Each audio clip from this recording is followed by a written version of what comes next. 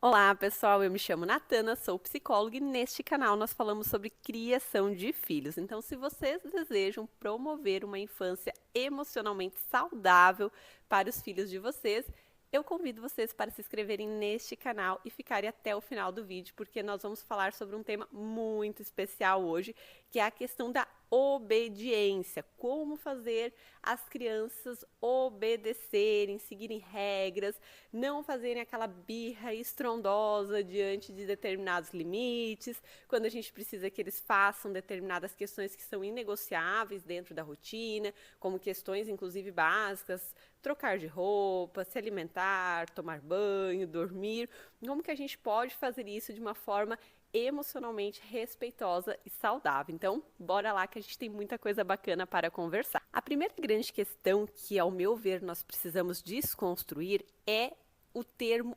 obediência, gente, porque ele era utilizado dentro de uma outra lógica de criação de filhos, principalmente pensando que os meios que faziam as crianças por muitas gerações obedecerem era o medo, era a punição, a agressividade, a violência que era praticada em prol de que as crianças seguissem exclusivamente as regras e as necessidades dos adultos. Porém, a gente foi entendendo com o passar do tempo que isso era extremamente nocivo do ponto de vista emocional, em que isso desconsiderava totalmente as necessidades da criança e principalmente o direito de respeito que as crianças têm enquanto seres humanos, enquanto pessoas em desenvolvimento de todas as formas. Então, a gente começou a entender que, na verdade, o que precisa acontecer durante a infância, na nossa relação com os filhos, é justamente uma colaboração, uma troca de respeito, em que a gente compreende os nossos filhos, eles, a partir disso, vão nos compreendendo, a gente respeita eles. Eles vão nos respeitando, a gente colabora com as necessidades deles, eles vão colaborando com determinadas necessidades que fazem parte do meio familiar. Então, apesar do tema desse vídeo ser obediência, porque é geralmente a dor das pessoas, no sentido eu quero que meu filho me obedeça, porque eu venho de uma criação que eu precisava obedecer, eu vejo que a gente precisa desconstruir esse tema no sentido de realmente entender que a obediência acaba sendo uma forma, muitas vezes autoritária, disfuncional de lidar com determinadas demandas, na verdade com muitas demandas das crianças, e que existem caminhos muito mais saudáveis e respeitosos para isso. Então, primeira questão é essa. Entendendo, então, a necessidade, na verdade, de colaboração, de compreensão, de respeito nessa troca entre a gente e a criança, que não quer dizer que a gente não vai, sim, exercer uma hierarquia familiar, até porque crianças precisam ver os pais como figuras em que eles sentem segurança. Então, não é os pais se igualarem à criança no sentido de,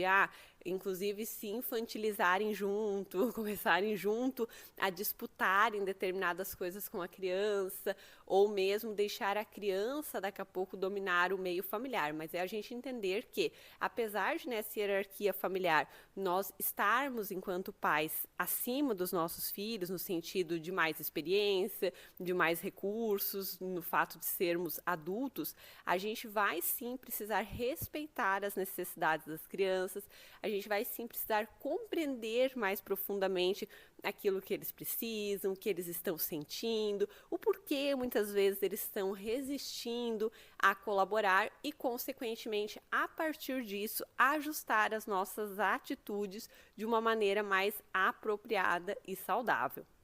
E eu quero contar uma experiência prática para vocês para fortalecer isso. Estava eu com o Pedro numa sexta-feira, em que geralmente a gente resolve várias coisas, mas naquela sexta existiu muitas coisas a serem resolvidas e o Pedro ficou muito cansado. Então, na hora que a gente foi pegar o almoço, ele estava bem resistente, não colaborativo, qualquer coisa que eu falava para ele não mexer, ele já fazia uma birra. E eu entendi naquele momento que isso era consequência do cansaço e que a pessoa que precisava rever determinadas posturas naquela situação era eu enquanto mãe, porque fui eu que escolhi uma rotina naquele dia muito pesada para nós. Então, isso me acendeu um alerta no sentido de pegar mais leve numa próxima vez, até porque eu sei que essa é uma das minhas principais pautas enquanto cuidados diários. Eu sei que eu sou uma pessoa que tenho essa tendência a muitas vezes me sobrecarregar e que hoje eu preciso viver em outro ritmo e respeitar o ritmo do Pedro, entendendo que ele é um bebê ainda. Então, consequentemente, à medida que eu tive essa sensibilidade, essa empatia, eu não fiquei ali querendo que ele colaborasse a todo custo, e sim, eu comecei a me ajustar, comecei a usar essa situação muito mais como um aprendizado do que como uma forma de me vitimizar, do tipo, o que eu vou fazer? Meu filho não para, ou mesmo ficar colocando essa carga em cima dele. Então, eu inclusive me desculpei com ele, falei que eu sabia que ele estava cansado, que estava tudo bem, ele se sentir irritado emocionalmente, que o cansaço realmente gera isso e que a gente teria uma tarde mais tranquila. E assim foi, e de fato ele foi ficando melhor com o passar do tempo e, consequentemente, o comportamento dele foi se estabilizando novamente.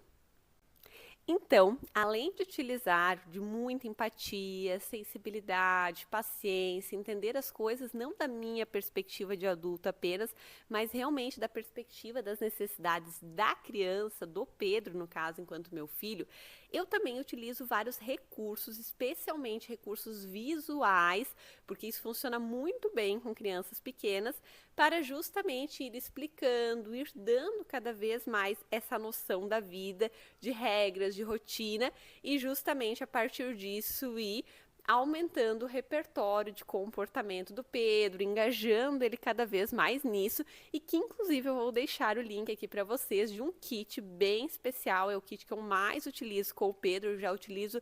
antes mesmo dele completar 1 ano de idade, e que nos ajuda muito nessas questões do dia a dia, no sentido de comportamentos que são apropriados, de comportamentos que não são, do que ele já pode fazer sozinho, do que ele ainda não pode, até para trabalhar essa questão da autonomia, dos limites, a questão das emoções, para ele poder reconhecer o que ele está sentindo e a partir daí então ir aprendendo a gerenciar aquilo que ele sente e, consequentemente, tudo isso vai ajudando a nossa interação, a nossa comunicação no dia a dia. Tá bom, gente? Espero que essas dicas, que essas reflexões ajudem vocês. Um abraço especial e até o próximo vídeo.